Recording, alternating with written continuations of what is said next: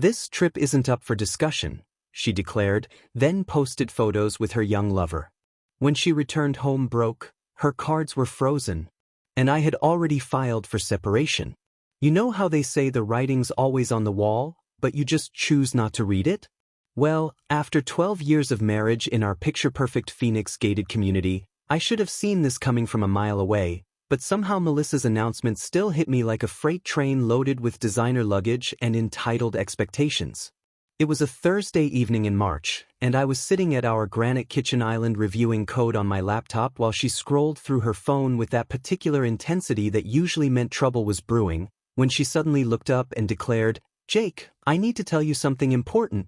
I'm taking a girls' trip to Miami with Tiffany next week, and before you say anything, this isn't up for discussion." The way she said it, with that practiced casualness that meant she'd been rehearsing this conversation in her head, immediately put me on edge, especially since Tiffany was her college roommate who'd been divorced 3 times and spent most of her time posting inspirational quotes about living your truth between selfies at expensive restaurants she couldn't actually afford. I set down my laptop and tried to keep my voice level as I asked the obvious questions. When exactly was this trip happening? How long would she be gone? And more importantly, how much was this going to cost us? Especially considering we'd just finished paying off her car and were supposed to be saving for the kitchen renovation she'd been talking about for months. But Melissa just waved her hand dismissively and launched into this whole speech about how she'd been feeling suffocated by suburban life and needed to rediscover herself before she completely lost her identity to the monotony of our HOA-regulated existence, which was rich coming from someone who'd specifically chosen this neighborhood because it had the best real estate commission potential in the area. She'd already booked flights and a suite at some boutique hotel in South Beach, all charged to our joint credit card without so much as a heads-up text, and when I pointed out that we'd agreed to discuss any purchases over $500, she rolled her eyes and told me I was being controlling and small-minded, as if wanting to know about a $3,000 vacation was some kind of character flaw. The more I tried to express my concerns about the timing and the expense, the more defensive she became, until finally she stood up from her bar stool and fixed me with that look that meant the conversation was over whether I liked it or not. "I'm taking this trip whether you like it or not, Jake. You'll just have to deal with it like a grown-up," she said, her voice carrying that sharp edge that always appeared when she didn't get her way immediately. What really bothered me wasn't just the financial aspect. Though dropping $3,000 without discussion was definitely not cool, it was the way she'd clearly planned this entire thing behind my back and then presented it as a fait accompli, as if my opinion about our shared finances and her week-long absence was completely irrelevant to the decision-making process. Over the next few days, I watched her transform into someone I barely recognized, spending hours researching Miami restaurants and beach clubs, ordering new swimsuits and sundresses online with the same credit card, and constantly texting someone whose contact info showed up as just Kevin with a camera emoji, which seemed odd for what was supposed to be a girls' trip with Tiffany. When I casually asked who Kevin was, she got that defensive tone again and explained he was a photographer friend of Tiffany's who might show them around the city, which sounded reasonable enough until I noticed she was texting him at all hours of the day and night, including when she thought I was asleep, her phone screen lighting up the dark bedroom with message after message that made her smile in ways I hadn't seen in months. The night before her departure, I found her in our walk-in closet packing her suitcase with clothes I'd never seen her wear, designer bikinis still with tags, expensive jewelry she usually saved for special occasions, and enough outfits for 2 weeks instead of the 5 days she'd claimed the trip would last, all while humming some song I didn't recognize and moving with an energy that suggested this wasn't just about escaping suburban monotony, it was about escaping me.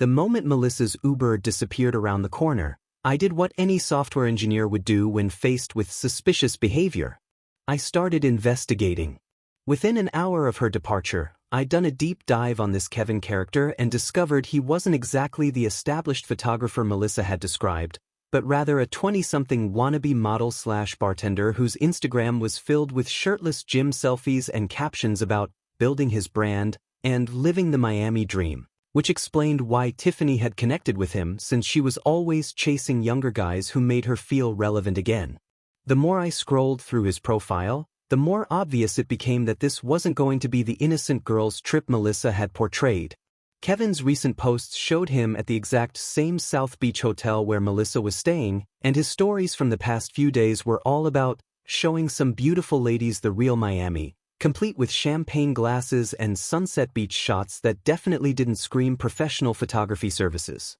But what really sealed the deal was when Ashley called that same evening, Melissa's younger sister who worked as a nurse and had always been the more grounded of the two siblings, explaining that her divorce had just been finalized and she needed somewhere to stay temporarily while she figured out her next steps, since her ex-husband had gotten the house and she couldn't afford Phoenix rent on a single income. "Jake, I hate to ask this, but do you think there's any way I could crash in your guest room for a few weeks while I look for an affordable apartment?" she asked, her voice carrying that exhausted tone of someone who'd been fighting legal battles for months. "Melissa mentioned you guys never use that room anyway, and I promise I'd help with utilities and keep out of your way. I just need a safe place to land for a bit."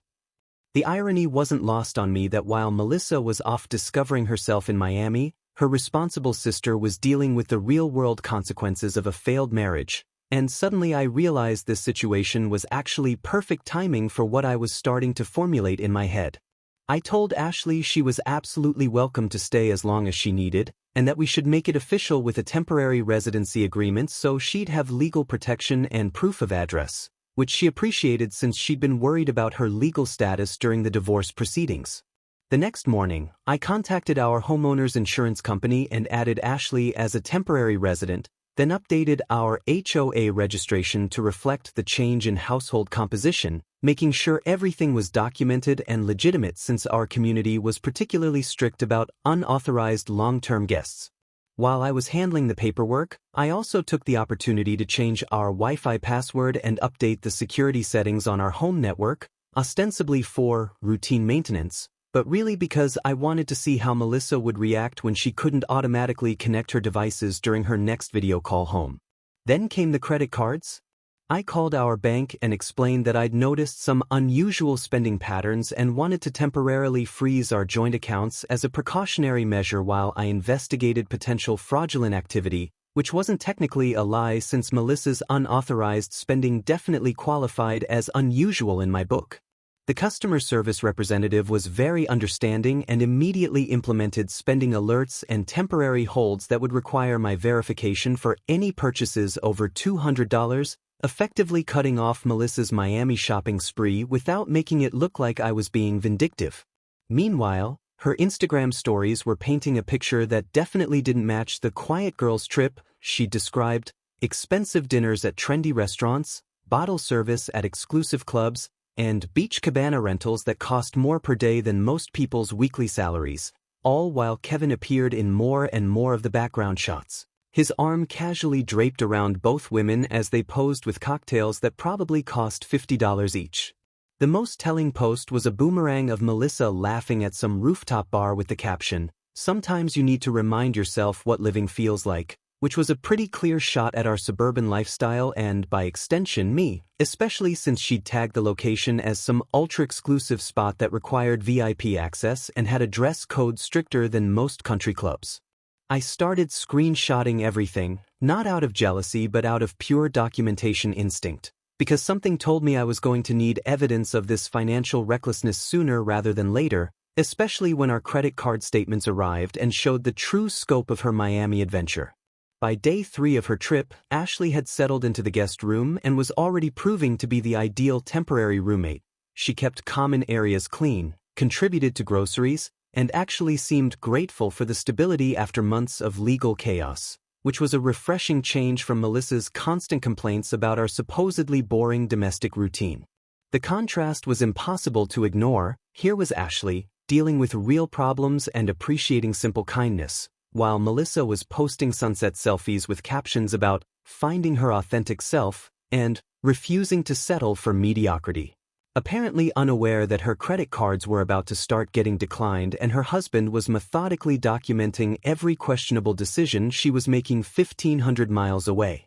By day 4 of Melissa's supposed 5-day trip, the financial damage was becoming crystal clear, and what I discovered when I logged into our accounts that morning made my blood pressure spike in ways that my morning coffee definitely couldn't fix. Despite the temporary holds I'd placed on our joint credit cards, Melissa had somehow managed to max out our emergency credit card, the one we'd agreed was strictly for actual emergencies like medical bills or major home repairs, not designer shopping sprees and spa treatments that cost more than most people's monthly mortgage payments. The charges were rolling in like a tsunami of financial irresponsibility. $800 at some boutique on Ocean Drive, $600 at a luxury spa for something called a couple's rejuvenation package, which was particularly insulting considering I wasn't the one getting rejuvenated, $400 for a private beach cabana rental, and the crown jewel, $1,200 at a high-end jewelry store for what the receipt described as custom vacation memorabilia,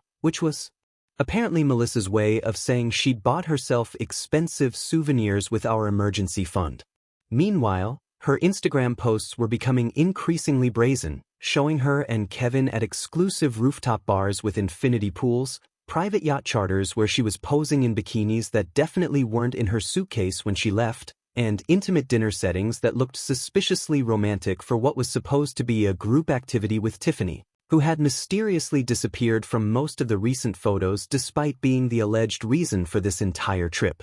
The most damning post was a sunset shot of Melissa and Kevin on some secluded beach, her hand resting on his chest while they gazed into each other's eyes, captioned, "When you find someone who sees the real you," which was about as subtle as a brick through a window and definitely not the kind of content you'd expect from a married woman on a girl's trip. That same day, Ashley officially moved her remaining belongings into our guest room, and I made sure to update all the legal documentation accordingly. I called our homeowner's insurance company and added her as a named resident with full rights and protections, updated our HOA records to reflect the change in household composition, and even helped her establish residency by having utilities put in her name as a secondary account holder, making her legal status absolutely ironclad should anyone question her right to be there. The insurance agent was particularly helpful, explaining that as a named resident, Ashley had certain legal protections and rights that couldn't be easily dismissed, even by a returning spouse, which was exactly the kind of information I needed to hear as I finalized my next set of strategic moves. With Ashley's residency legally established, I then contacted our bank and formally requested that Melissa's access to our shared accounts be temporarily suspended for security purposes, while I investigated the unauthorized charges and suspicious spending patterns, which the fraud department took very seriously given the sudden spike in out-of-state transactions that didn't match our normal spending habits. The bank representative was extremely accommodating, especially when I explained that my wife appeared to be making financial decisions without my knowledge while traveling, and they immediately implemented additional security measures that would require my explicit authorization for any future transactions, effectively cutting off Melissa's access to our money while maintaining the appearance of standard fraud protection protocols. But the real nuclear option came when I drove to downtown Phoenix and walked into the offices of Brad Morrison, a divorce attorney whose reputation for methodical, no-nonsense legal strategy had caught my attention during my research into Arizona's community property laws. Brad listened to my situation with the kind of professional detachment that told me he'd seen this exact scenario play out dozens of times before, and when I showed him the documented evidence of Melissa's spending spree and her increasingly obvious affair, he nodded grimly and said, "You've got grounds for legal separation based on financial irresponsibility and emotional abandonment, and the fact that she's documenting her own misconduct on social media is going to make this easier than most cases I handle." We spent 2 hours going through the paperwork for a legal separation that cited irreconcilable differences, financial irresponsibility, and abandonment of marital duties, with particular emphasis on her unauthorized use of emergency funds and her failure to maintain reasonable communication during her extended absence, all of which painted a picture of someone who had already checked out of the marriage emotionally and financially. The most satisfying part was when Brad explained that under Arizona law, her current behavior could potentially impact any future property division, especially if we could demonstrate a pattern of financial recklessness and disregard for marital obligations, which her Miami spending spree and social media evidence would certainly support if this progressed to a full divorce proceeding. By the end of the week, even Melissa's friends were starting to notice the glaring absence of any couple content on her feeds, and the comments on her posts were becoming increasingly pointed. "Where's Jake in all these vacation pics?" asked her friend Jennifer, while another friend commented, "Girl, this looks amazing, but shouldn't your husband be enjoying Miami with you?" Which Melissa either ignored completely or responded to with vague deflections about how some people prefer to stay in their comfort zones, and not everyone is ready for adventure. Responses that only made her friends more curious about why her husband of 12 years was completely absent from what appeared to be the most exciting week of her life. The beginning of the end came at 2:47 p.m. on what should have been day 6 of Melissa's Miami adventure, when my phone buzzed with a text that simply read, "Jake, call me now, something's wrong with our cards." Followed immediately by 3 missed calls and a string of increasingly frantic messages about declined transactions and frozen accounts that suggested her paradise vacation had suddenly hit some very real financial turbulence. Apparently, she and Kevin had been enjoying a romantic lunch at some overpriced waterfront restaurant when every single one of her credit cards was declined for a modest $200 meal, leading to what she described as the most humiliating experience of my life, as restaurant staff and other diners watched her frantically call the bank while Kevin awkwardly offered to cover the bill with his own maxed-out cards that were also declined. I let her calls go to voicemail while I calmly finished updating Ashley's residency paperwork, listening to each message escalate from confused to angry to desperately pleading as Melissa realized she was essentially stranded in Miami with no financial resources and a wannabe influencer boyfriend who apparently had even worse credit than she thought. Her final voicemail was a masterpiece of entitled panic. "Jake, I don't know what kind of game you're playing, but you need to fix this immediately. I'm stuck here with no way to pay for anything, and Kevin can't help because his cards aren't working either, so you need to call the bank right now and sort this out because I have a flight tomorrow and I can't even pay for an Uber to the airport." The beautiful irony was that she'd burned through our emergency funds so completely that she'd triggered the bank's automatic fraud protection, which flagged her spending pattern as suspicious and froze everything pending verification from the primary account holder, namely, me, sitting comfortably in Phoenix with no intention of authorizing any additional Miami expenses. When she finally managed to book a last-minute flight using Tiffany's credit card, she sent a text saying she'd be home 3 days early and expected a full explanation and immediate resolution of this banking error, completely oblivious to the fact that she was about to walk into a situation that would redefine her understanding of consequences. I spent Tuesday evening making final preparations. Ashley and I reviewed her legal residency documentation one more time. I printed fresh copies of all the bank statements showing Melissa's unauthorized spending, and I placed the separation papers Brad had prepared in a manila envelope by the front door, ready for what I knew would be the most satisfying conversation of my marriage. When Melissa's Uber pulled up Wednesday evening, I watched from the living room window as her face cycled through confusion, irritation, and finally alarm as she noticed Ashley's Honda Civic parked in her usual spot in our driveway, the car she'd probably forgotten her sister even owned since Melissa always complained about having to slum it in vehicles that weren't luxury SUVs. She dragged her suitcase up our front walkway with the aggressive determination of someone who expected immediate answers and complete capitulation, but when she reached for her house key and inserted it into what looked like our front door lock, nothing happened. Because I'd had the locks changed the day before. A perfectly reasonable security measure for a homeowner whose spouse had been exhibiting erratic and potentially compromising behavior while traveling with strangers. The banging started almost immediately, followed by increasingly shrill demands that I open this door right now and explain what the hell is going on, which brought Ashley to the front window with a concerned expression that quickly shifted to grim satisfaction as she realized the moment we'd both been anticipating had finally arrived. I took my time walking to the door, envelope in hand, and spoke through the solid wood barrier with the calm professionalism I usually reserved for difficult client meetings. "Melissa, I can't let you in right now because your residency status has changed, but I have some important documents that will explain everything." When I cracked the door open just enough to slide the envelope through, keeping the security chain engaged, her face went through a spectacular range of emotions as she processed what was happening, first confusion at my formal tone, then outrage at being locked out of her own house, and finally dawning horror as she ripped open the envelope and saw the legal separation papers with her name prominently featured as the respondent in a case citing financial irresponsibility and abandonment of marital duties. "Jake, "This is insane," she screamed, loud enough that I knew our HA President Linda was definitely getting an earful from her front yard across the street. "You can't just lock me out of my own house and serve me divorce papers because I took a vacation." But before I could respond, Ashley appeared beside me at the partially open door, calm and professional in her scrubs after finishing a 12-hour shift at the hospital, and addressed Melissa with the kind of measured authority that comes from dealing with difficult patients and their families on a daily basis. "Hi Melissa," Ashley said evenly. "I'm a legal temporary resident here now, and according to Arizona law and our homeowners association rules, any changes to household composition need to be approved by current residents, which means you'll need to find alternative housing while your legal separation is processed."